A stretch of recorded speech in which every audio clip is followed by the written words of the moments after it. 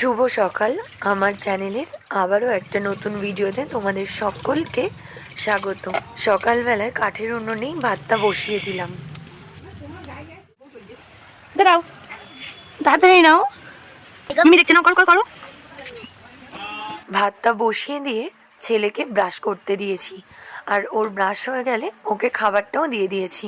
আর এদিকে সবজি কেটে নিলাম, ছিম ও আলু, আর ভাতও ফুটে উঠেছে। ছিম ও আলু এদিকে ভেজে নিচ্ছি। আজকে কিন্তু দুপাশে দুটো উনুনে রান্না করছি। ওদিকে রান্না হচ্ছিল আর আমি একটু দাঁড়িয়ে দেখছিলাম আমার ছেলে ও ঠাম্মা দুজনে মিলে বল খেলছে।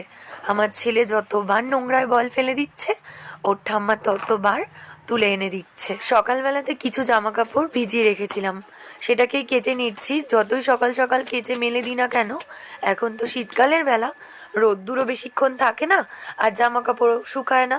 এর জন্য তাড়াতাড়ি করে মেলে দিলাম। জামা কাপড় মেলছি আর ভাবছি এরপরে আর কি কাজ করা যায়। রান্না এখনো পুরোপুরি শেষ হয়নি, আর ছেলে স্নান করানোর সময় হয়ে গেছিল। আর ওর যত দুষ্টুমি স্নান করতে বসলেই শুরু হয়ে যায়, আর ওর ঠাম্মার সাথে যত রকমের দুষ্টুমি আর খুনসুটিও করে। দেখি তোমাকে কেমন লাগছে। স্নান করিয়ে ক্রিম ট্রিম মাখিয়ে ওকে রেডি করে খাইয়ে ঘুম পড়িয়ে দিয়ে নিজেও স্নান করে এবার একটু রূপচর্চা করতে বসেছি। আজকে অবশ্য আমার স্নান করতে দেরি হয়ে গেছে। অন্যদিন আমি সকাল 7-8টার মধ্যে স্নান করে নিই। আজকে একটু ঘরটর পরিষ্কার করার ছিল বলেই দেরি হয়ে গেছে। এর জন্য গপুকেও আজকে দেরি করে স্নান করাতে হয়েছে।